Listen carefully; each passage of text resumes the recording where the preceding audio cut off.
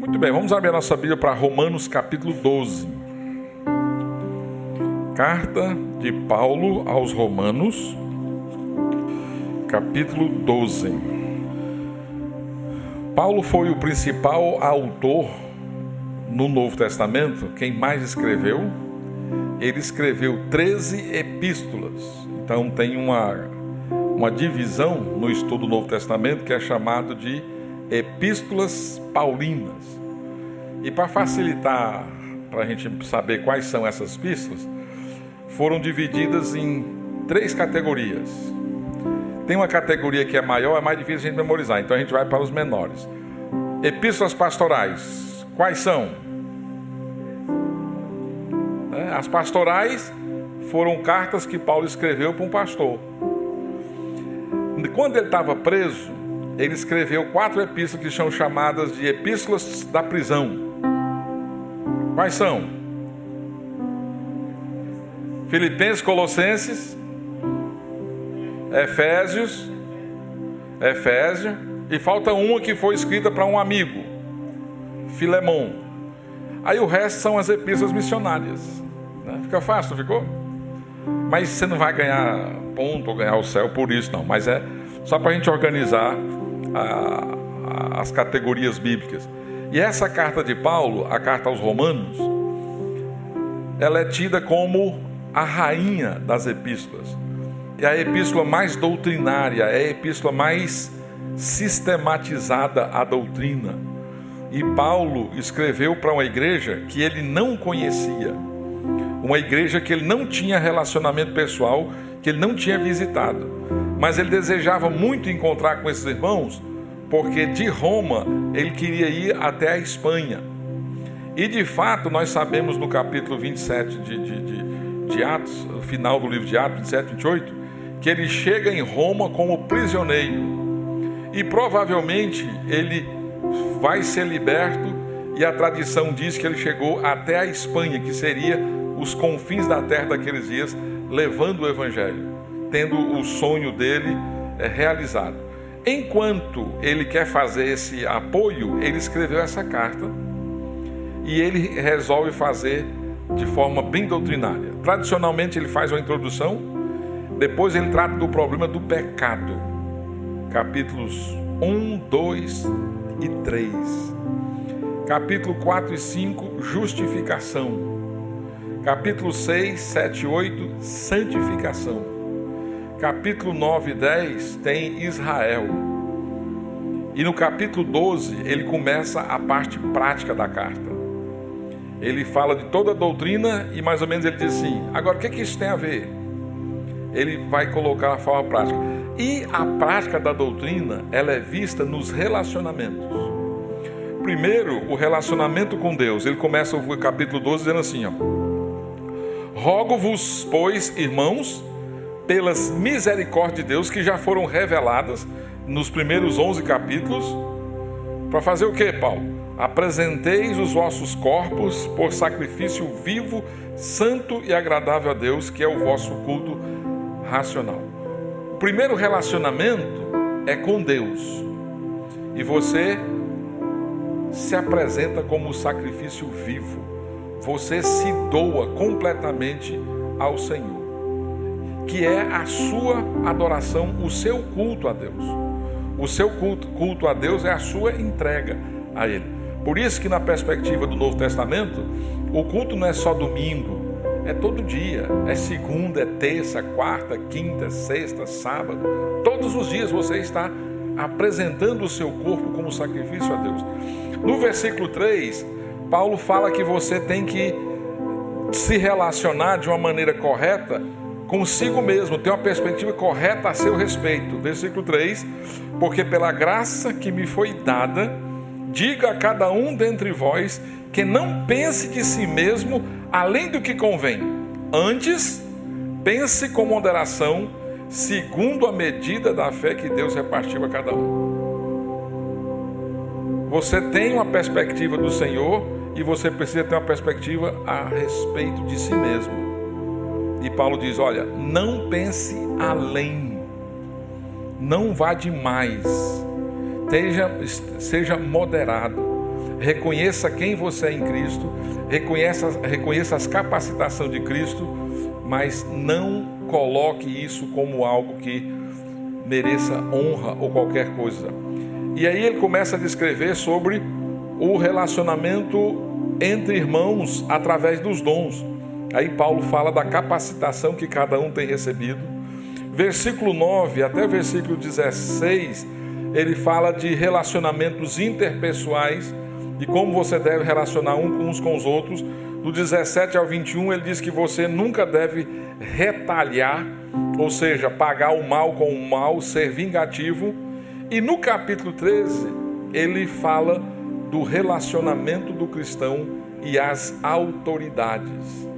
Essa é uma teologia bíblica extremamente importante para a gente se colocar entre as questões que envolvem as questões políticas, as questões de autoridade e a palavra de Deus. Então, como cristão, como é que você deve se relacionar com as autoridades? Primeira coisa que a gente precisa pensar é que Deus tem interesse nesse relacionamento. Eu particularmente tenho a tendência de ficar pensando que isso não é uma coisa importante, que Deus não está interessado nisso. Mas o fato de Deus ter instituído ou colocado na sua palavra como meio de instrução, quer dizer que é importante.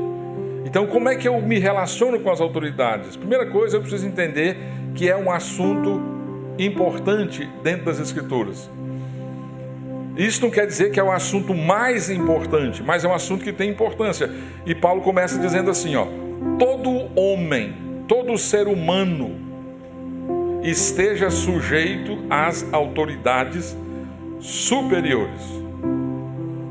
Isso é uma ordem, isso é um mandamento, isso é uma instrução que veio da palavra de Deus para o povo, para a igreja.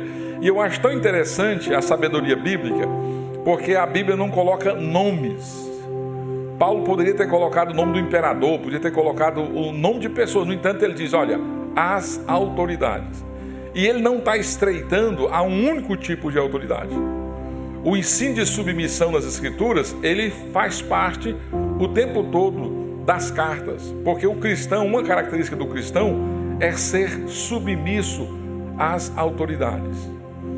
Por isso que o meu entendimento, como é que a gente vai recuperar a educação na escola pública, na escola particular que seja, é exatamente recuperando no contexto familiar o princípio da autoridade, onde as crianças podem aprender através de reconhecer os seus pais como autoridade, reconhecer os professores e, consequentemente, em todos os outros demais relacionamentos. E nesse caso aqui, nós entendemos então que um cristão que é consciente da sua responsabilidade, ele reconhece o valor das autoridades por meio da ordem que o Senhor estabelece. E ele diz, olha, estejam sujeitos às autoridades superiores. Isto é uma ordem divina, é uma ordem simples, é uma ordem clara, não tem nada de complicado aqui. A gente entende de maneira muito tranquila aqui. Agora, Paulo dá a motivação para você observar essa ordem. Primeira motivação que ele dá é o seguinte, olha, porque não há autoridade que não procede de Deus. Eu sei que aqui a gente tem que lutar com algumas questões, porque a gente fica imaginando a história, como é que essas autoridades surgiram. Temos histórias tristes de domínio, de mortes, perseguições, uma série de coisas. Mas Paulo está dizendo, olha, não há autoridade que não procede de Deus. Mesmo aquelas que a gente fica com uma pulga atrás da orelha. E só para ilustrar, Paulo está escrevendo na época de Nero. E a gente sabe que ele foi um imperador muito duro e muito ruim com os cristãos. Eu sei que as pessoas, os historiadores e outros mais, enfeitam muito as coisas, mas dizem que as pessoas recebiam um tipo de óleo e eram queimadas para iluminar o jardim. Tamanha era a crueldade, né? Muita perseguição. Agora, esse sujeitar às autoridades tem um limite. Quando as autoridades vão além das Escrituras, aí o cristão tem liberdade de se rebelar, tem liberdade de ir contra, de protestar. Questão do imposto. Alguém está pensando, vamos fazer juntar aqui para o imposto. Parece que não é o problema o imposto. Porque quando Jesus disse lá aos discípulos sobre pagar a César, se era justo ou não, Jesus, não, dá a César o que é de César e a Deus o que é de Deus, né? Então lá envolvia imposto, mesmo que fosse fraudulento, mesmo que fosse um imposto exagerado, mas deveria dar um imposto. Mas quando as autoridades estabelecem uma lei que claramente vai contra as Escrituras, os cristãos não só podem, como devem protestar. E estão livres de obedecê-los. Uma coisa que já existia, que estava talvez no seu início, que era a adoração ao imperador. O imperador sendo visto como divino. E as pessoas que rejeitavam a adoração estavam desobedecendo às autoridades. Mas tinha um princípio maior: adorar a Deus sobre todas as coisas, amar a Deus sobre todas as coisas, né? Tem várias histórias e se você gosta desse tipo de informação, existe um livro chamado Livro dos Mártires, que é um livro escrito no século XVI, é domínio público, você pode comprar ou você pode encontrar em alguma versão, e tem várias histórias dos cristãos que foram mortos, martirizados por causa da fé. Policarpo, no primeiro século, Policarpo foi pastor de Esmirna, uma cidade localizada na região da Turquia, hoje onde tinha 7 igrejas do Apocalipse. Policarpo tinha sido discípulo de João, um homem bem treinado. Na velhice, ele foi preso e foi dado a ele a liberdade de não passar pela fogueira, se ele adorasse o imperador e negasse Jesus. Eu gosto dessa história porque ele diz assim: como é que eu vou trair quem só me fez bem durante toda a vida? Como é que eu vou negar? E ele foi jogado vivo numa fogueira. Vivo numa fogueira. Porque a ordem do imperador invadia uma área que não pertencia a ele.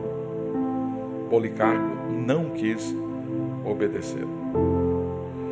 E sujeitar as autoridades não significa concordância com as autoridades, mas se não ofende nada das Escrituras, o cristão vai se sujeitar. Então, teoricamente, para as autoridades, os cristãos pertencem àquela categoria de gente, de pessoas que são fáceis de trabalhar por conta dessa questão. Os cristãos têm essa consciência de que não tem autoridade que não foi instituída por Deus. E por causa da ordem do Senhor, no temor do Senhor, eles buscam reconhecer essas autoridades, porque não tem autoridade que não venha de Deus. Elas foram por Deus instituídas. Em outros lugares da Bíblia são chamados de ministros de Deus. Porque a pergunta que a gente faz é: quem de fato governa esse mundo? E às vezes a gente tem a sensação de que esse mundo não tem governo. Porque você vê um Putin acima do bem e do mal, determinando, e o mundo apavorado, com medo, desse camarada fazer uma coisa absurda. Aí você tem uma Europa acuada, você tem a China, e você fica pensando, rapaz, o caos está às portas. Mas quem é que governa esse mundo? E às vezes a gente tem a sensação de que a coisa está solta, engano. Em nenhum momento a Bíblia tira Deus do trono. O Senhor ri das nações. Ele está no controle de todas as coisas. Então, mesmo que eventualmente surja essas discrepâncias, Deus tem o controle, não é? As autoridades que existem foram por Ele instituídas, Ele instituiu a família, instituiu a igreja, instituiu o Estado. O Estado não é para devoção. A devoção é a Jesus Cristo. A família, nós cuidamos da nossa família. A Deus nós adoramos. As autoridades, ao Estado, nós submetemos. Mas não tem esse sentimento de adoração. Mas nós reconhecemos que as autoridades foram instituídas por Deus. Deus permitiu que essas pessoas estivessem no poder. Mas como eu disse, Paulo não está preocupado em estabelecer nomes, porque a gente poderia pensar que era uma coisa relacionada só ao primeiro século, aqueles primeiros crentes. Outra coisa que a gente deve entender, além da ordem que revela a importância, nós devemos entender também o propósito. Por que Deus instituiu as autoridades? Por que Deus não criou uma certa autonomia? Ou deixou com a igreja? De repente a igreja ia dirigir o mundo. Eu sei por quê, porque ia ser um caos, né?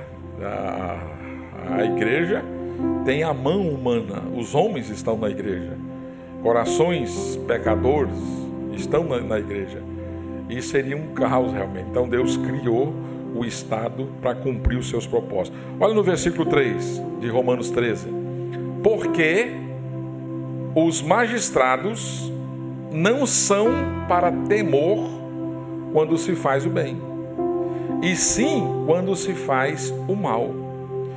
Queres tu não temer a autoridade? Faz o bem, e terá louvor dela, visto que a autoridade é ministro de Deus para teu bem. Entretanto, se fizeres o mal, teme, porque não é sem motivo que ela traz a espada, pois é ministro de Deus, vingador para castigar o que pratica o mal. É necessário que lhe estejais sujeitos, não somente por causa do temor da punição, mas também por dever de consciência. Por esse motivo, também pagais tributos, porque são ministros de Deus, atendendo constantemente a esse serviço. As autoridades são para os que praticam o bem, né? Existem as normas, existem as leis. Então, quando se pratica o bem, não precisamos temer as autoridades. Isso dentro da perspectiva bíblica, porque a gente sabe que as autoridades também são pecadoras e elas se corrompem por algumas razões. Então, você ter sabedoria e ter certos cuidados não faz mal, tá? Então, basta você precisar de algum serviço público e você está correndo o risco de descobrir ou de ser confrontado com algum tipo de propina. Mas o princípio geral é que se a gente anda dentro dos parâmetros da lei, nós não precisamos temer essas pessoas, né? Quando se pratica o bem, merece o louvor dessas autoridades. Quando se pratica o bem, as autoridades são vistas como ministros de Deus através de você. Agora, culturalmente, às vezes quem faz o bem é penalizado.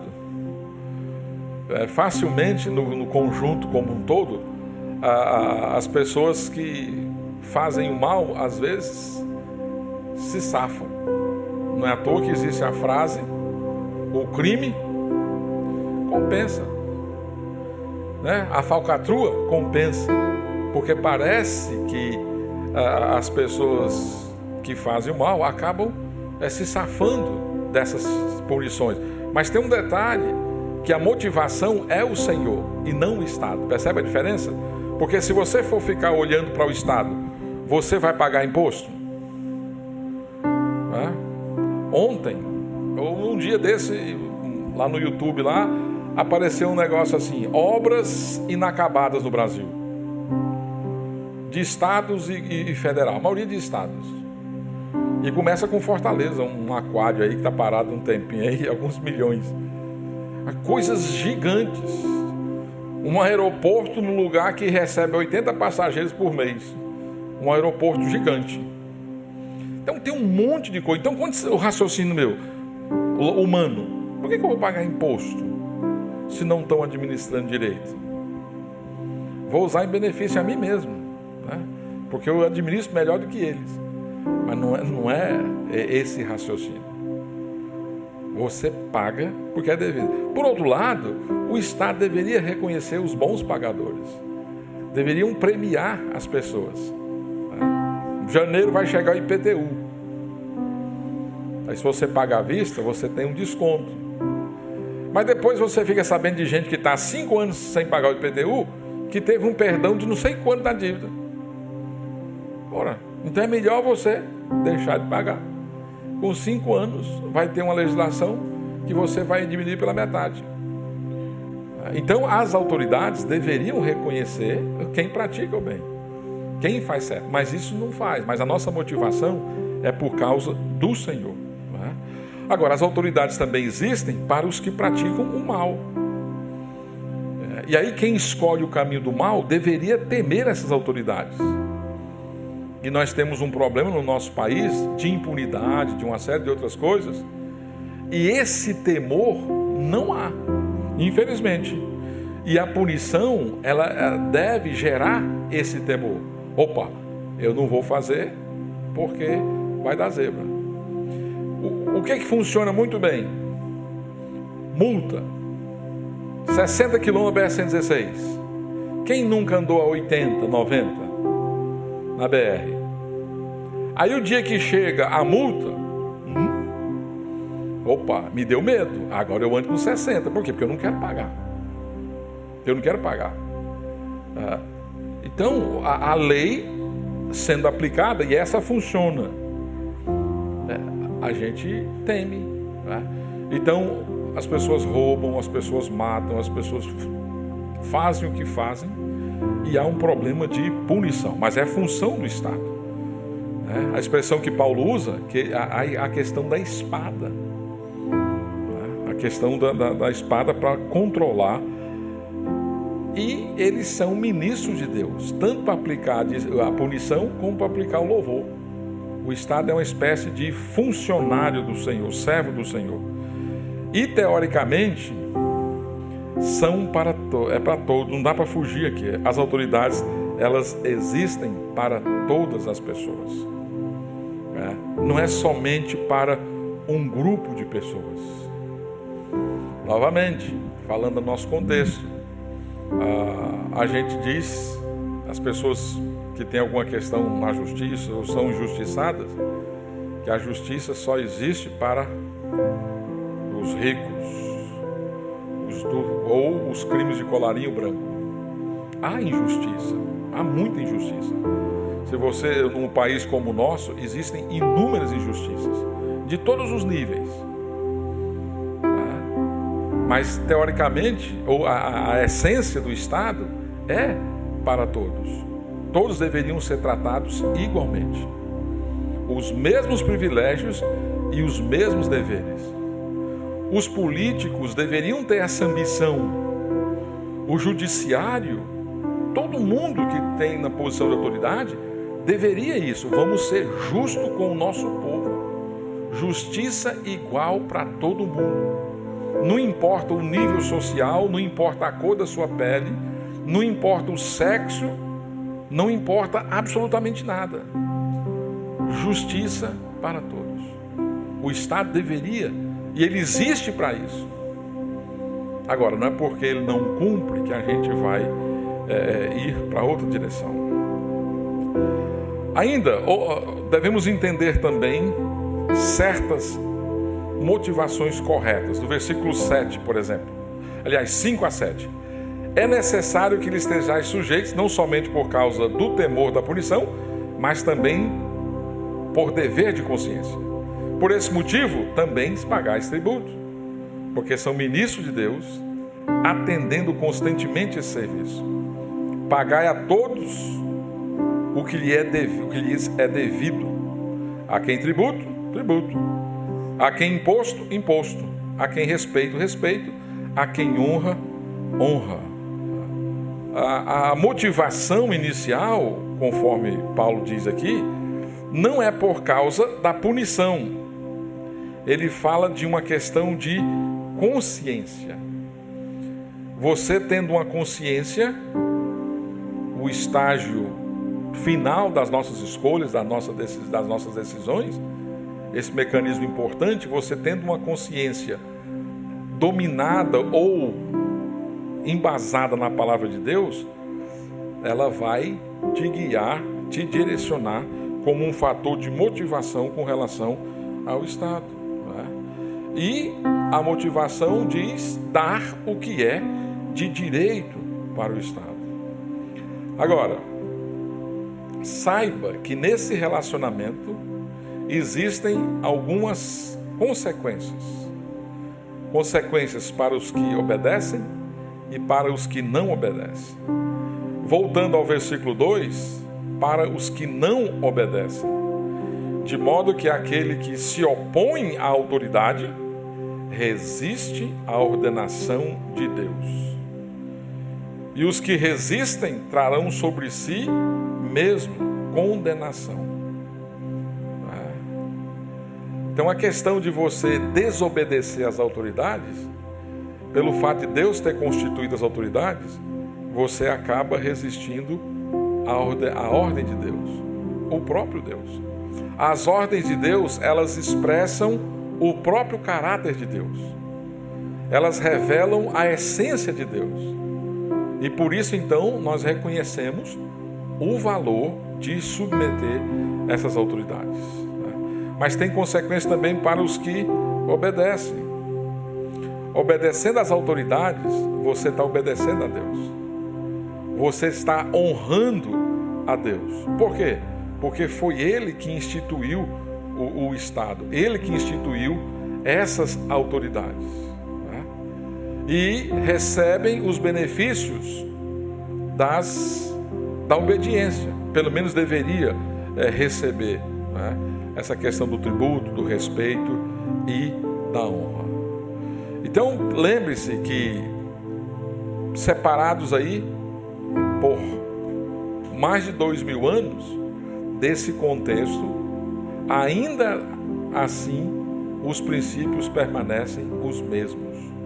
Mudam-se os nomes, mudam-se as pessoas das cadeiras, mas o dever do cristão de relacionar com as autoridades é imutável, ainda permanece o mesmo. Né? Então, quando Paulo falava desse império romano que foi tão duro e tão cruel com os cristãos, ele sabia do que estava falando. Ou o próprio João, né, que quando escreve o Apocalipse, está exilado na ilha de Patmos. Um senhor de 96 anos, ou pelo menos mais de 90 anos, sendo perseguido por questões relacionadas à sua fé. Morreu de velho, mas ainda perseguido.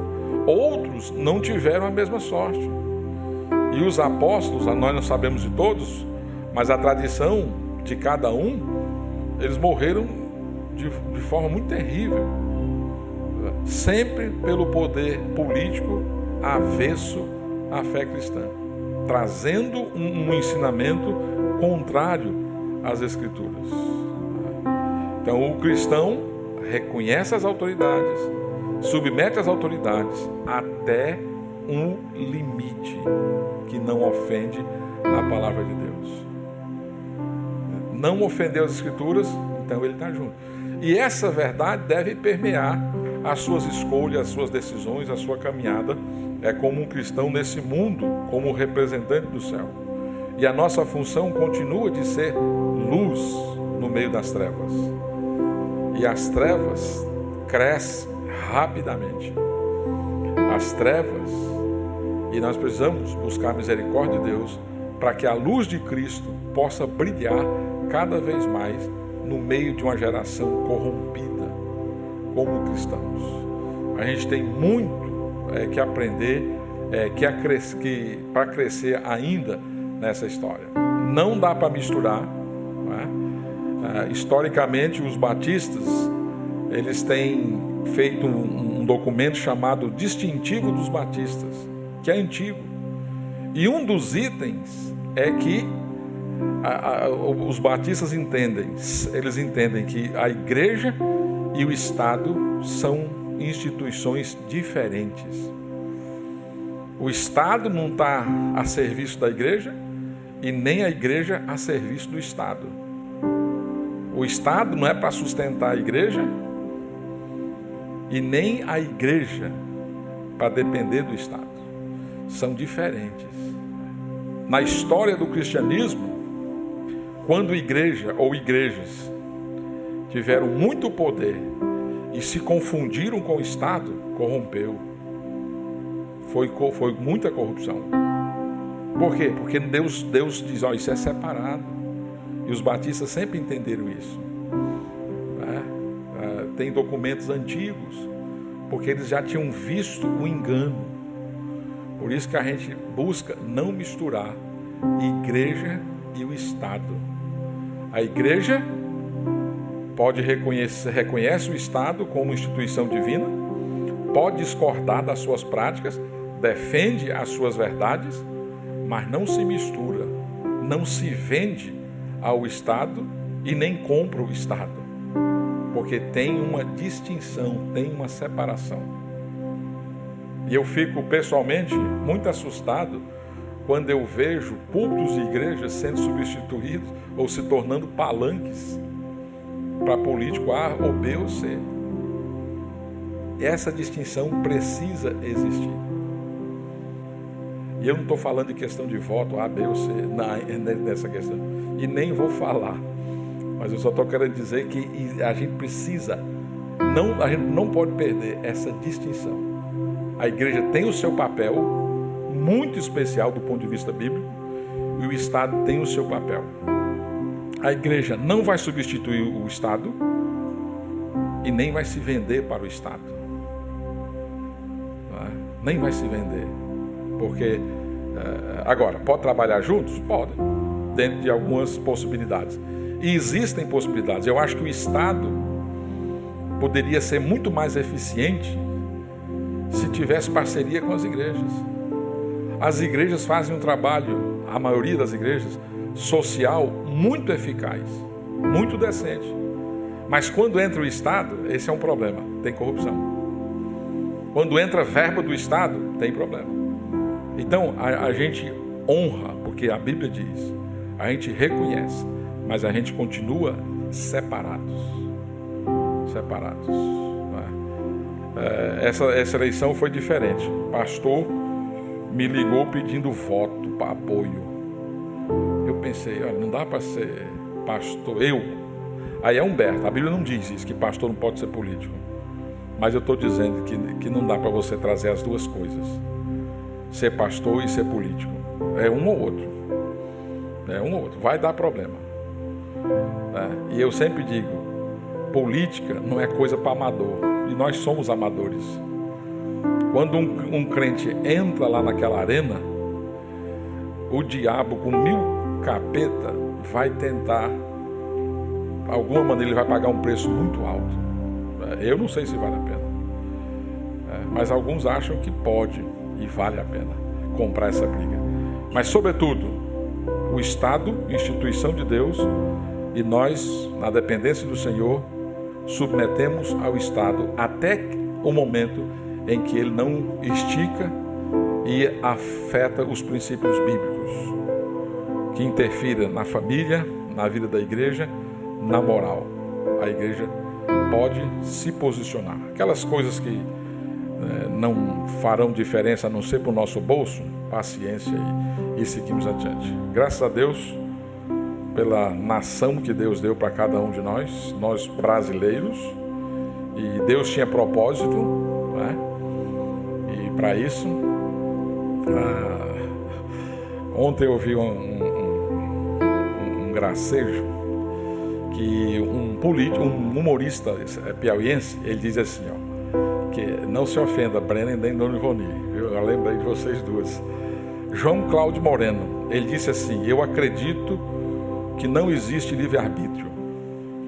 Esse é um assunto dentro da igreja, da discussão da teologia, né? Eu escolhi a Deus ou foi Deus que me escolheu? Aí ele vai explicar por quê. Eu não escolhi nascer no Piauí, ele é piauiense, né? Ele disse: eu acredito que não tem livre-arbítrio, porque eu não escolhi ser piauiense. Mas olha, você também não escolheu ser brasileiro. O Brasil tem os seus problemas, tem as suas mazelas, as suas dificuldades. Mas olha, eu conheço muito poucos lugares, mas eu não daria certo nesses lugares que eu fui. É aqui. Eu sou brasileiro, né? Eu entendo que Deus fez com que eu nascesse nessa nação para servi-lo aqui. Eu não vou ficar xingando o Brasil, não vou ficar esculhambando o Brasil. Deus quer me usar aqui. Então louvado seja o nome do Senhor, porque eu estou aqui. Mesmo que tenha políticos corruptos, mesmo que tenha violência, mesmo que tenha outras dificuldades, mas Deus escolheu me colocar nesse país. Eu não tenho livre-arbítrio. Eu não escolhi nascer no Brasil, mas Deus quis. Louvo a Deus pela nação que eu tenho, louvo a Deus pela igreja, pela família, pela minha história e por todas as coisas que o Senhor nos tem dado.